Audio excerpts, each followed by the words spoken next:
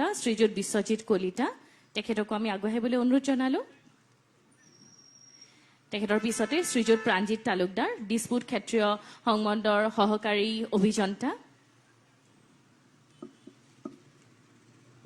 তেখেতৰ পিছতে শ্ৰীযুত আবু ছায়েদ আবিদুল ইছলাম দিছপুৰ ক্ষেত্ৰীয় সংমণ্ডৰ সহকাৰী অভিযন্তা।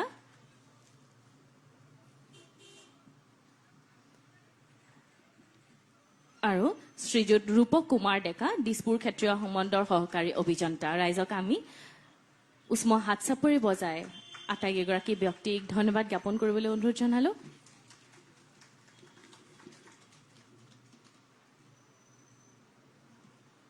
ধন্যবাদ। এতিয়া আমি বিনম্ৰ অনুৰোধ জনাইছোঁ আমাৰ সকলোৰে প্ৰিয় নেতা, আমাৰ গুৰি ধৰোতা অসমৰ মাননীয় মুখ্যমন্ত্ৰী ডক্টৰ হিমন্ত বিশ্ব শৰ্মা মহোদয়ক তেখেতৰ বহুমূলীয়া ভাষণ প্ৰদান কৰিবলৈ।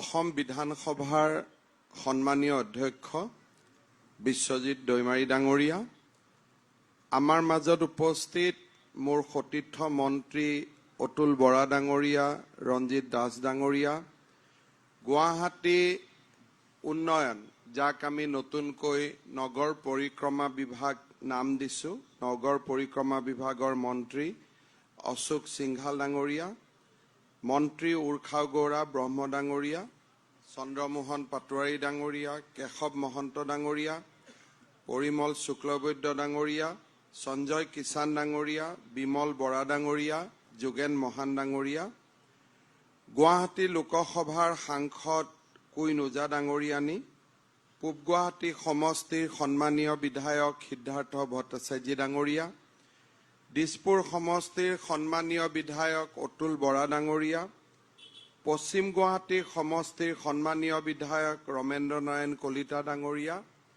সন্মানীয় বিধায়ক বিশ্বজিৎ ফুকন, হেমাংগ ঠাকুৰীয়া, দিগন্ত কলিতা, লোক নিৰ্মাণ বিভাগৰ আয়ুক্ত সচিব ৰাজেশ কেম্প্ৰাই ডাঙৰীয়া আৰু লোক নিৰ্মাণ গৃহ আৰু ৰাষ্ট্ৰীয় পথ বিভাগৰ আয়ুক্ত সচিব ৰাজ চক্ৰৱৰ্তী ডাঙৰীয়া, সন্মানীয় সুধীবৃন্দ, আই মাতৃসকল, যুৱক যুৱতী, বন্ধু বান্ধৱীসকল আৰু সংবাদ মাধ্যমৰ বন্ধু বান্ধৱীসকল, পোনপ্ৰথমে মই অসমবাসী ৰাইজক পবিত্ৰ দীপাৱলীৰ শুভ ইচ্ছা জ্ঞাপন কৰিছোঁ।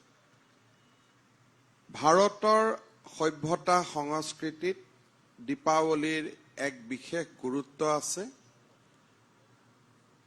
আমি পুৰণা পৰম্পৰাক বিশ্বাস কৰোঁ আৰু পুৰণা পৰম্পৰাৰ পালনে আমাৰ ভাৰতীয় সংস্কৃতিক আৰু ভাৰতীয় লোকক মহিয়ান কৰি ৰাখে।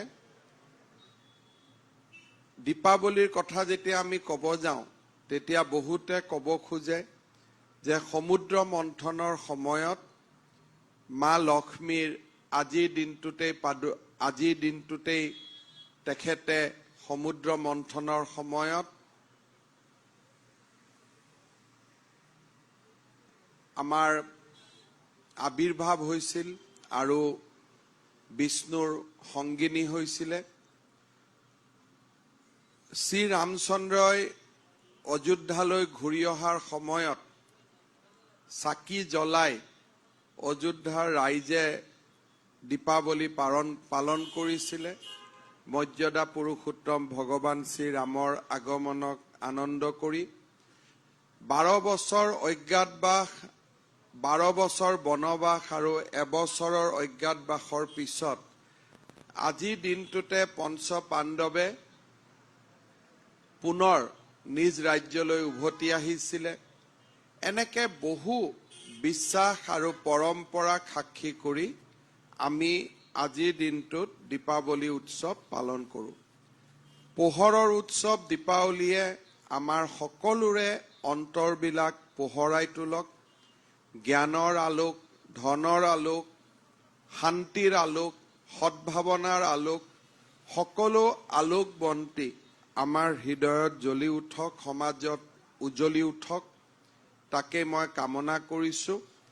আৰু অসমবাসী ৰাইজক আমাৰ সকলোৰে হৈ অসম চৰকাৰৰ হৈ মোৰ মন্ত্ৰীসভাৰ সতীৰ্থসকলৰ হৈ সকলোৰে হৈ আন্তৰিক শুভকামনা জনাইছোঁ। যোৱা দুদিন আগত অসমবাসী ৰাইজে আমাক ৫টা বিধানসভাৰ উপনিৰ্বাচনত এক অভূতপূৰ্ব বিজয়েৰে আমাক আশীৰ্বাদ কৰিছিল। আজিৰ দিনটোত মই সমগ্ৰ অসমবাসী ৰাইজৰ শ্ৰীচৰণত পুনৰ এবাৰ মোৰ সেৱা আগবঢ়াইছোঁ। ২০১৬ চনতে হওক, ২০২১ চনতে হওক আৰু যোৱা পৰহিয়ে হওক, অসমৰ ৰাইজৰ অকুণ্ঠ সমৰ্থন আমি লাভ কৰি আহিছোঁ। তাৰ মূলতে আছিল আমি আগবঢ়া বিকাশৰ সোণোৱালী যাত্ৰা। এই বিকাশৰ যাত্ৰাক আমি আমাৰ পথৰ চালিকা শক্তি হিচাপে লৈছিলোঁ আৰু বিকাশৰ গতিক প্ৰতিটো দিনতে ত্বৰান্বিত কৰিবলৈ আমি প্ৰচেষ্টা চলাইছিলোঁ। আধুনিক অসমৰ স্বাক্ষৰ বহন কৰে ৰাজ্যৰ ৰাজধানীখনে। আমি গুৱাহাটীত ডাঙৰ দীঘল হোৱা সকলৰ কাৰণে নহয়, গুৱাহাটী সমগ্ৰ সাউথ এছিয়াৰ বাবে, দক্ষিণ পূব এছিয়াৰ বাবে দুৱাৰদলি, উত্তৰ পূৰ্বৰ দুৱাৰদলি আৰু গুৱাহাটীৰ বিকাশ আৰু আধুনিকতা, সভ্যতা, সংস্কৃতিয়ে আমাক এক পৰিচয় দিয়ে, সমগ্ৰ ৰাজ্যবাসীক এক পৰিচয় দিয়ে। গুৱাহাটীৰ উন্নয়নৰ কাৰণে বহুতো প্ৰয়াস আৰু প্ৰচেষ্টা চলিব ধৰিছে আৰু এই প্ৰয়াস আৰু প্ৰচেষ্টাসমূহক আমি চিন্তাৰ পৰা কাৰ্যলৈ, আমি যেনেকে বিভিন্ন সময়ত সাইণ্টিষ্টৰ ভাষাত আমি কওঁ যে লেব টু ফিল্ড, ঠিক তেনেকে মন্থন আৰু চিন্তাৰ পৰা আমি ব্যৱহাৰিক জীৱনলৈ এই সুফলসমূহ আমি লাহে লাহে হস্তান্তৰ কৰিব পাৰিছোঁ। যোৱা বছৰ লোক নিৰ্মাণ বিভাগে অত্যন্ত ক্ষিপ্ৰতাৰে সৈতে গণেশগুৰিৰ উৰণীয়া সেতু আৰ.জি. বৰুৱা ৰোডৰ লগত সংযোজিত কৰিছিল। ২০১৯ চনত আমি আৰম্ভ কৰিছিলোঁ ছুপাৰ মাৰ্কেটৰ ওপৰত 1 কিলোমিটাৰ 200 মিটাৰ জোৰা এখন উৰণীয়া সেতু নিৰ্মাণৰ কাম। কোভিডৰ দুটা ঢৌ ইয়াৰ মাজত সন্নিৱিষ্ট আছিল।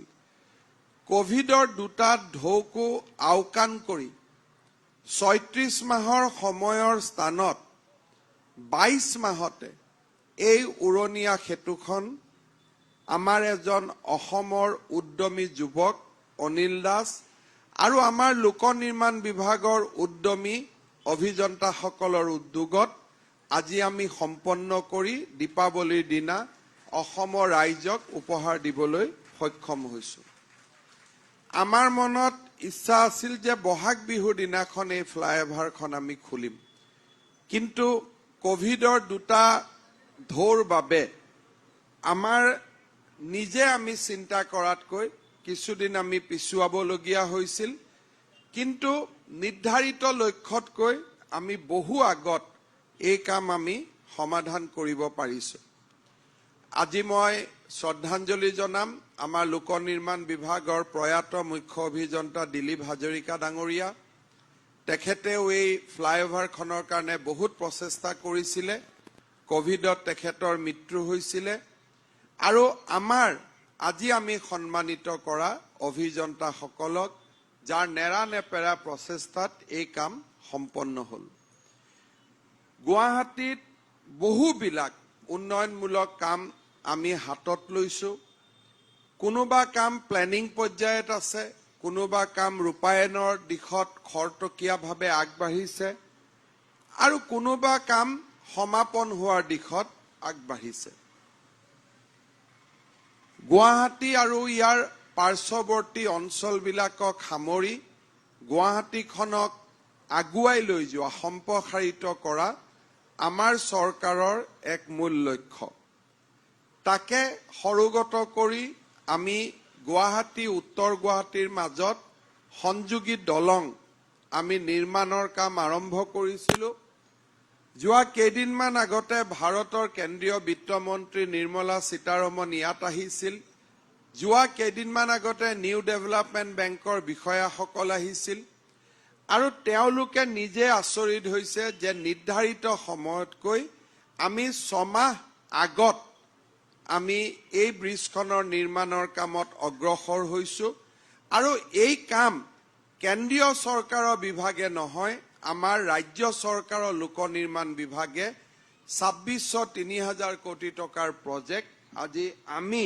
হেলাৰঙে ৰূপায়ণ কৰিব পাৰিছো আৰু সকলো ঠিকে থাকে গলে 2023 চনৰ ডিসেম্বৰ মাহত আমি এই যিখন সংযোগী গুৱাহাটী উত্তৰ গুৱাহাটীৰ সংযোগী দলং তাক আমি গুৱাহাটী ৰাইজক উপহাৰ দিব পাৰিম দলং পাৰ হৈ যোৱাৰ লগে লগে আমি এইমছ পাম ফাঁচী বজাৰৰ পৰা 10 মিনিটত আমি এইমছ পাম এইমছো আমি এই বছৰ আমি অসমবাসী ৰাইজক এই বিত্তীয় বৰ্ষত অসমবাসী ৰাইজক উপহাৰ দিবৰ বাবে আমি নিৰন্তৰ প্ৰচেষ্টা আমি চলাই আছো ইয়াৰ মাজত আমি দুখন নতুন উৰণীয়া সেতুৰ কাম হাতত লৈছিলো সাৰাভাটিৰ ওপৰত এখন উৰণীয়া সেতু আৰু মালিগাঁৱৰ ওপৰত এখন বিশাল উৰণীয়া সেতু মই বিশাল বুলি এই কাৰণে কৈছো যে আমাৰ সুপাৰমাৰ্কেটৰ উৰণীয়া সেতুৰ এটা ডাঙৰ বিশেষত্ব হল যে নিৰ্মাণৰ খৰচ কম ৰাখিও ইয়াক আমি 6 লেন ৰাস্তালৈকে কনভাৰ্ট কৰিছো অৰ্থাৎ এই ফ্লাইঅভাৰখনৰ সোঁফাল আৰু বাওঁফালে আজি যদি এই ফ্লাইঅভাৰখন নাথাকেও অকল সোঁফাল আৰু বাওঁফালেও গাড়ী চলালে আমাৰ গুৱাহাটীৰ মানুহে যান-জঁট নোহোৱাকৈ সুপাৰমাৰ্কেট পাৰ হ'ব পাৰে অৰ্থাৎ আমি যদি ইয়াক 4 লেন কৰিলোহেঁতেন আমি দুইফালে ওলাই যাব পৰা ৰাস্তা আমি নাপালোহেঁতেন ভাঙাগড়ত যেনেকৈ আমি বন্ধ হৈ আছো গুৱাহাটী ক্লাবত যেনেকৈ আমি বন্ধ হৈ আছো তেনেকৈ আমি বন্ধ হলোহেঁতেন কিন্তু ইয়াত আমি চিন্তাৰ উদ্ভাৱনী শক্তিৰে আপোনালোকে যদি চাই যে আজি বাওঁফালেও আমি 2টা লেনৰ ৰাস্তা পাই আছো সোঁফালেও 1টা লেনৰ ৰাস্তা ফ্লাইঅভাৰখনক ধৰি 2টা লেনৰ ৰাস্তা এটা নতুন উদ্ভাৱনী য'ত ফ্লাইঅভাৰৰ তলতো ৰটাৰী নিৰ্মাণ কৰা হৈছে ফ্লাইঅভাৰৰ ওপৰতো ট্ৰাই জংচন কৰা হৈছে আৰু ই গুৱাহাটীৰ যিটো ফ্লাইঅভাৰ নিৰ্মাণৰ যিটো পৰম্পৰাগত চিন্তা তাৰ পৰা আমি বাহিৰত গৈছো ঠিক তেনেকৈ মালিগাঁৱৰ ওপৰত যিখন আমাৰ ফ্লাইঅভাৰ ৰাস্তাৰ দুইফালে 2টা লেন থকাৰ উপৰিও ফ্লাইঅভাৰৰ ওপৰত আমি 4টা লেন কৰিব গৈ আছো তাৰমানে গুৱাহাটীৰ ফ্লাইঅভাৰে 2টা লেন বনোৱাৰ যি পৰম্পৰা আছিল ভাঙাগড় জিএছ ৰোড বা আমাৰ উলুবাৰী আমাৰ ফেন্সি বজাৰ আঠগাঁও তাৰ পৰিৱৰ্তে এটা ওপৰত আমি 4টা লেন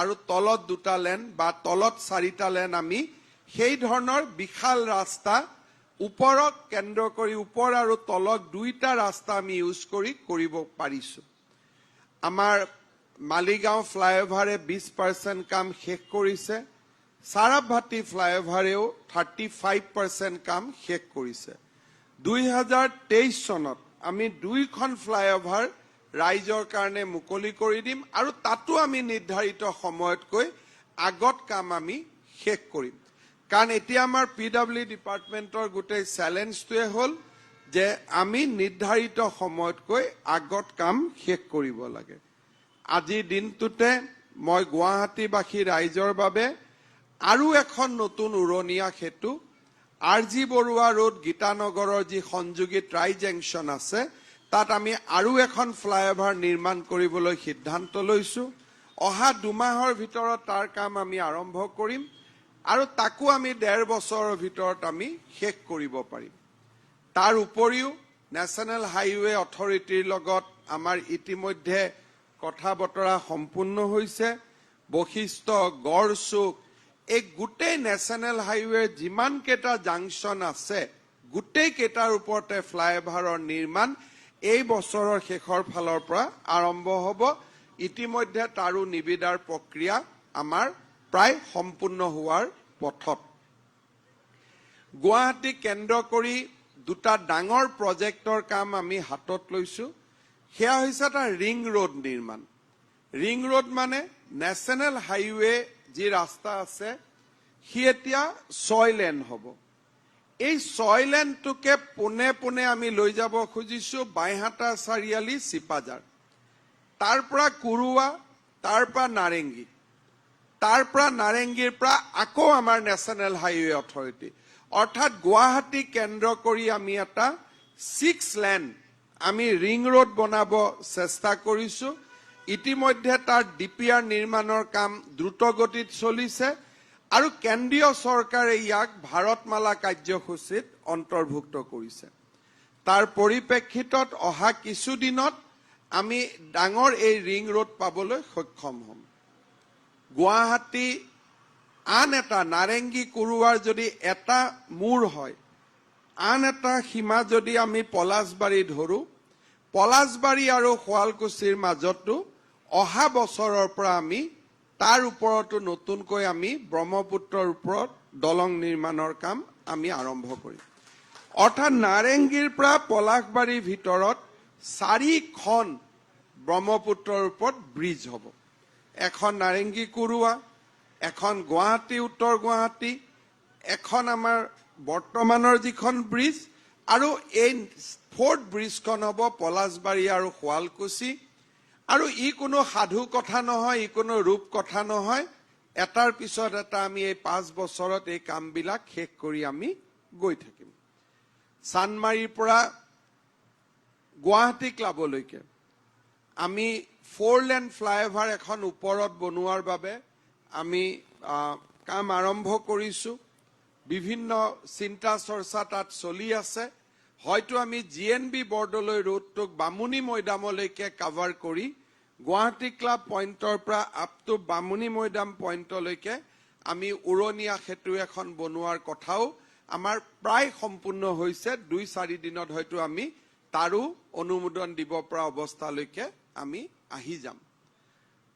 সমান্তৰালভাৱে গুৱাহাটীৰ পানী যোগান প্ৰকল্পও শেষ কৰাৰ কাম আমি যিমান সোনকালে পাৰো শেষ কৰাৰ কাৰণে আমি চেষ্টা কৰিছো আৰু সেই দিশত ইতিমধ্যে আমি বহুখিনি আগুৱাই গৈছো। গুৱাহাটীৰ ৰিভাৰ ফ্ৰণ্ট মুকলি কৰি দিয়া, DC কোৰ্টৰ পৰা চিফ জাষ্টিছৰ বাংলোলৈকে গোটেই অঞ্চলটো খালী কৰাৰ কাম আমি দ্ৰুত গতিত আগবাঢ়িছো। নতুন DC কোৰ্ট ৰূপনগৰলৈকে আহিব, কমিশনাৰ অফ পুলিচ খানাপাৰালৈকে আহিব আৰু গোটেই ৰিভাৰ ফ্ৰণ্টটো আমি অহা বছৰৰ ভিতৰত ৰাইজৰ বাবে আমি মুকলি কৰি দিব খুজিছো, যাতে আমি গোটেই ব্ৰহ্মপুত্ৰৰ পাৰটো আমি সকলোৱে উপভোগ কৰিব পাৰো।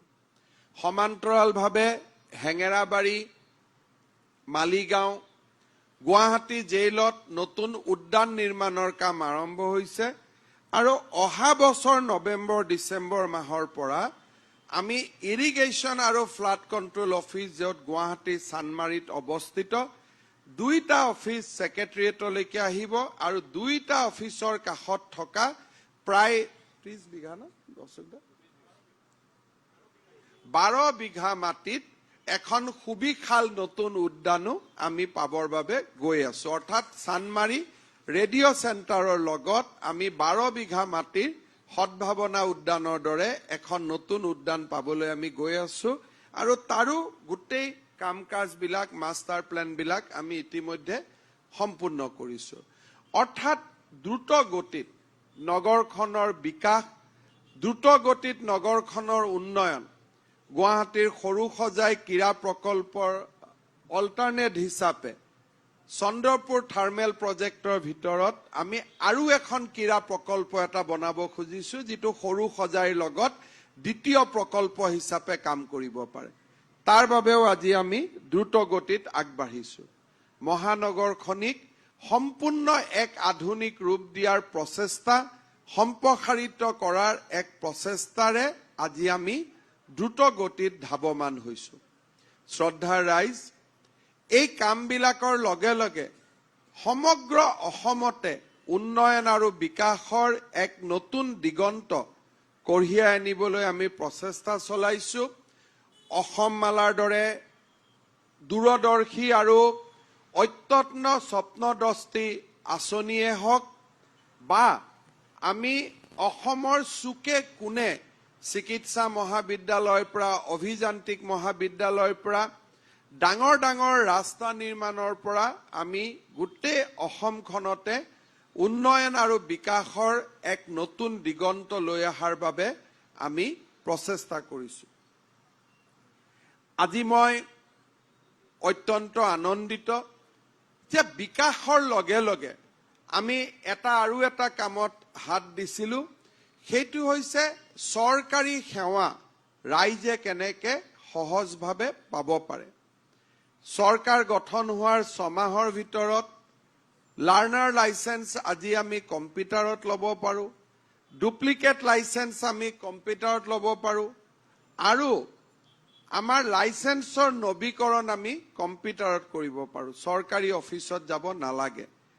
এমপ্লয়মেন্ট এক্সচেঞ্জৰ নাম আমি চৰকাৰত অফিচত নোযোৱাকৈ আমি কৰিব পাৰো পোৰ্টেলৰ জৰিয়তে। মিছন বসুন্ধৰা মই অলপ আগতে কম্পিউটাৰত চাই আছিলো, আজি দিনটোত 1 লাখ এপ্লিকেশন আজি আমি সম্পূৰ্ণ কৰিম। অৰ্থাৎ মানুহৰ নামজাৰি হওক, পৈতৃক সূত্ৰে নামজাৰি হওক, খৰিদ সূত্ৰে নামজাৰি হওক, মাটিৰ এজামালি পত্ৰ ভাঙি দিয়া হওক বা মাটি সম্পৰ্কীয় সকলো সেৱা, এলটেড ল্যান্ড ম্যাদি পট্টা কৰা, একচনীয়া পট্টা ম্যাদি কৰা, এই গোটেই কামবিলাক কম্পিউটাৰৰ জৰিয়তে কৰাৰ বাবে আমি সিদ্ধান্ত কৰিছিলো। ৰাইজক কৈছিলো আপোনালোকে মাত্ৰ কম্পিউটাৰত আবেদন কৰক আৰু ফলাফলৰ বাবে আপোনালোক যাব নালাগে, আমি আপোনালোকৰ ওচৰত আহিম। যোৱা এটা মাহত 1 লাখ মানুহে মিছন বসুন্ধৰাত এপ্লিকেশন কৰিছে।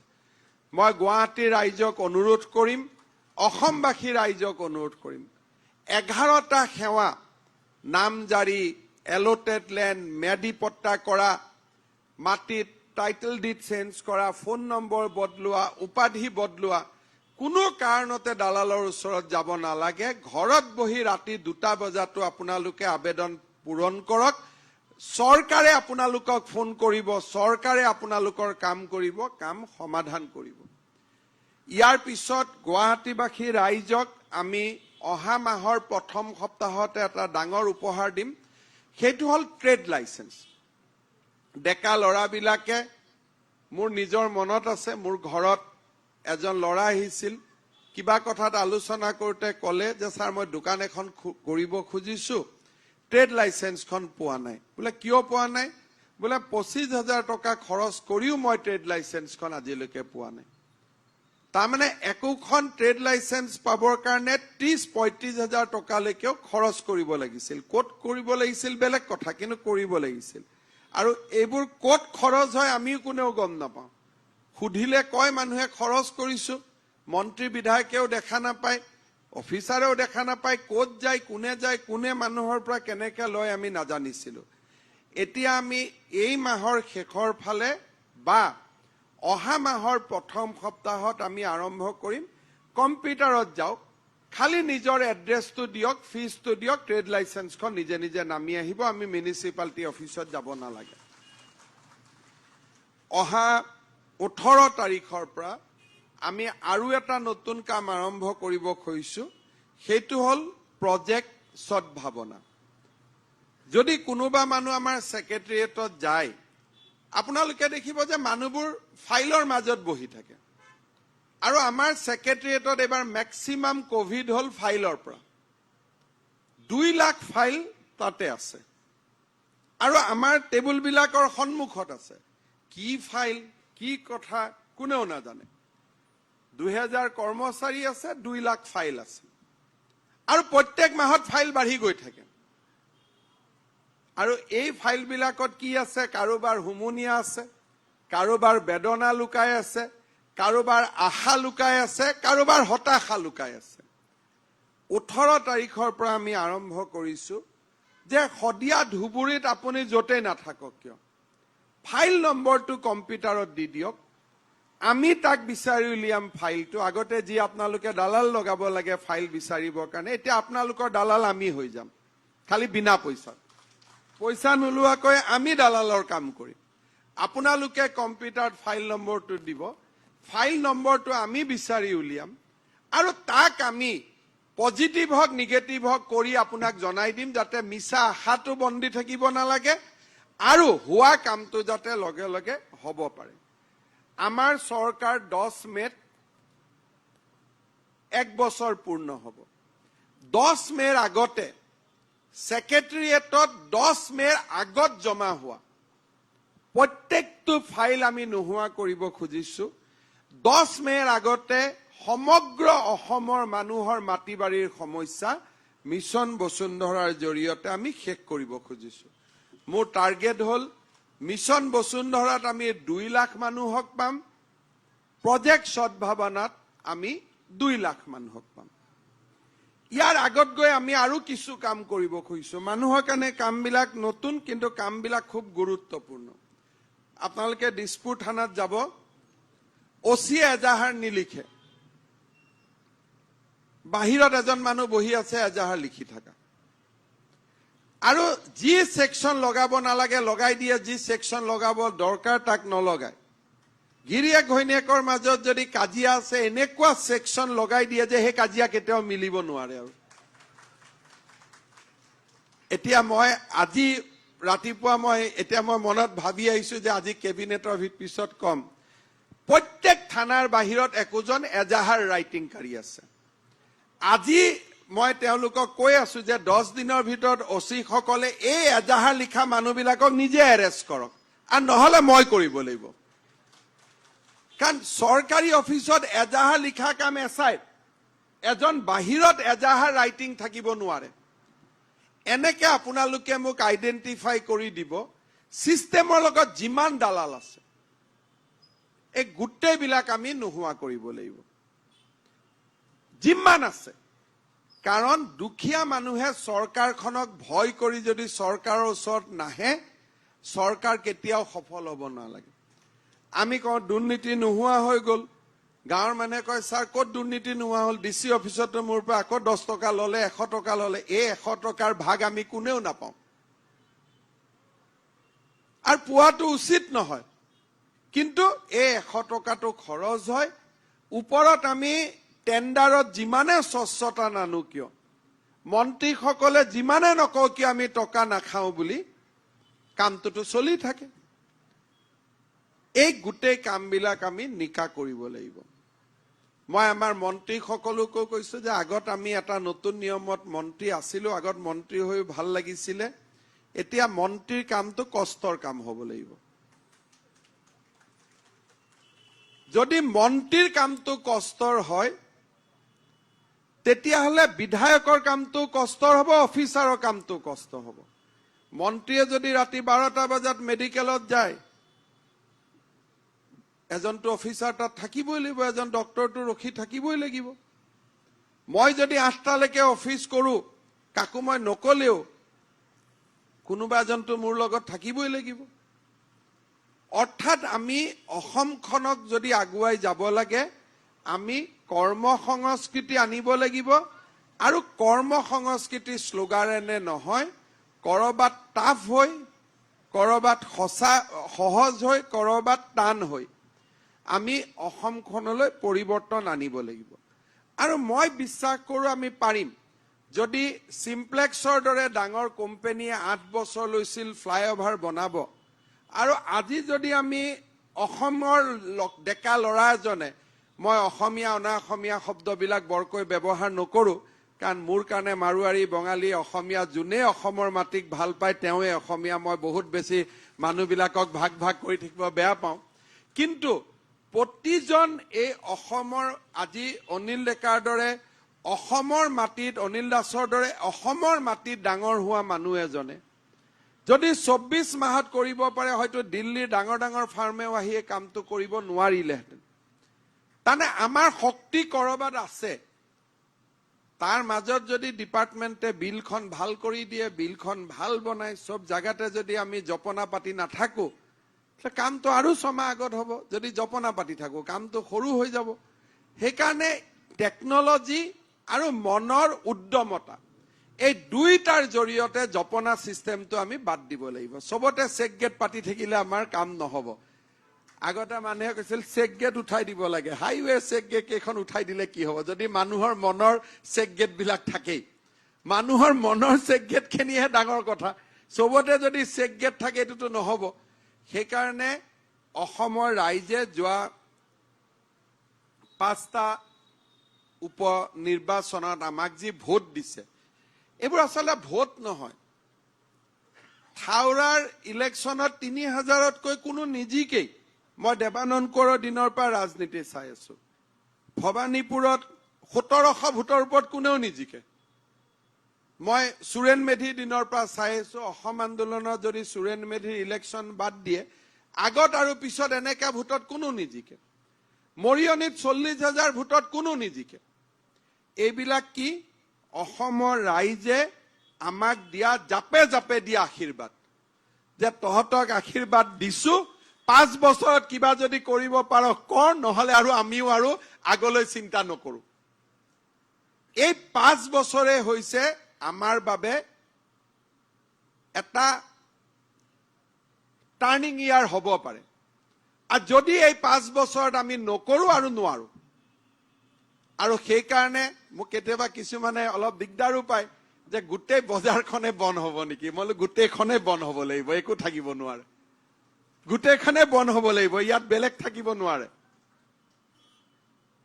আৰু বজাৰবিলাকো এনেকুৱা, ৰেচনৰ দোকানত 5 কেজিৰ জাগাত 4 কেজি চাউল দিয়ে। ডিচিয়েও নাচায়, ফুড এণ্ড চিভিল ছাপ্লাইও নাচায়। থানাৰ বাহিৰত এজাহাৰ ৰাইটিংকাৰী থাকে। ডাঙৰ অফিচাৰবিলাকে তাক জাষ্টিফাই কৰে কিয় থাকে। কালি ৰাতি এজন মোক পুলিচ অফিচাৰে জাষ্টিফাই কৰি আছে যে কিয় থাকিব লাগে। ঠিক আছে, એટલે তেওঁ কচিত বহাই দিওঁ, তুমি বাহিৰ হোৱা। তেওঁ নাথাকিলে যদি তোমাৰ কামে নহয়, એટલે তেওঁ বহক, তুমি বাহিৰত আহা। আমি বেয়া কামবিলাকক জাষ্টিফাই কৰা এটা আমাৰ স্বভাৱ হৈ গৈছে। এতিয়া এই বেয়া কামবিলাকক জাষ্টিফাই কৰা দিন উকলিব।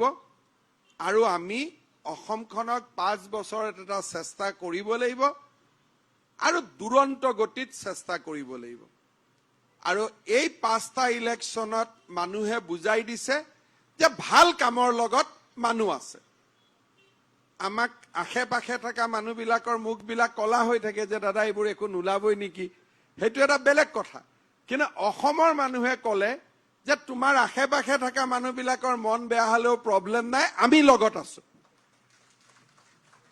গতিকে মানুহক লগত লৈ, মানুহক কেন্দ্ৰ কৰি আমি আগুৱাই যাব লাগিব, আৰু দুৰন্ত গতিৰে অসমৰ বিকাশ কৰিব লাগিব। আজিৰ এই ফ্লাইঅভাৰখনে অসমৰ আহিবলগীয়া দুৰন্ত গতিক প্ৰতিনিধিত্ব কৰিছে, আৰু সেই দুৰন্ত গতিৰে অসমৰ বিকাশৰ যাত্ৰা, অসমখনৰ উন্নয়নৰ যাত্ৰা আমি সম্ভৱ কৰিব লাগিব। ৰাইজে বহুত আশীৰ্বাদ কৰিছে, আগলৈও আশীৰ্বাদ কৰক। আমি আমাৰ লক্ষ্যত উপনীত হ'ম, তাক মই বিশ্বাস কৰোঁ। পুনৰ এবাৰ আপোনালোক সকলোকে আকৌ এবাৰ দীপাৱলীৰ শ্ৰদ্ধা জনাইছোঁ। মোৰ মনত আছে যে 75 খুব সম্ভৱ 1976ত 4ৰ্থমান শ্ৰেণীত হ'ব পাৰে, হয়তো মই গুৱাহাটীলৈ আহিছিলোঁ। এইখন চহৰত ডাঙৰ হ'লো, ইমানখিনি জীৱনত পালো। কৰবাত নহয় কৰবাত এই চহৰখনক কিবা এটা উপহাৰ দিব পাৰিলে, কিবা এটা উভতাই দিব পাৰিলে মনত বহুত ভাল লাগে। আজিৰ দিনটোত মই নিশ্চিত যে আমাৰ গুৱাহাটীৰ বাসীৰ বাবে আজি অকণমান আমি যি উভতাই দিব পাৰিলো, তাক লৈ নিশ্চয় মানুহ সন্তুষ্ট। কৰিবলগীয়া বহুত আছে, আমি কৰিম। অতুল বৰা ডাঙৰীয়াই পিক পেলোৱাৰ বিষয়ে বহুতখিনি কৈছে, মই তাক দোহাৰিব খোজা নাই। সভ্যতাই এটা জাতিটোক আকৰ্ষণীয় কৰে। যিমানে আমি এইবিলাক কাম কৰিম, আমাৰ মানুহে ক'ব যে অসমীয়া এতিয়াও যেন আমি সভ্যতাৰ লগত চিনাকি হ'ব পৰা নাই। মই আশা কৰিম ফ্লাইঅভাৰখন আৰু বিশেষকৈ এই ফ্লাইঅভাৰত যিসকলে পেইণ্টিং কৰিছিলে, যি তেওঁলোকৰ ক্ৰিয়েটিভিটি আছিলে, সেই ক্ৰিয়েটিভিটিখিনিক যাতে সন্মান জনাই ফ্লাইঅভাৰখন আমি নিকা আৰু পৰিষ্কাৰ কৰি ৰাখোঁ, তাক অনুৰোধ জনাই মই মোৰ বক্তব্যৰ সামৰণি মাৰিছোঁ। ধন্যবাদ।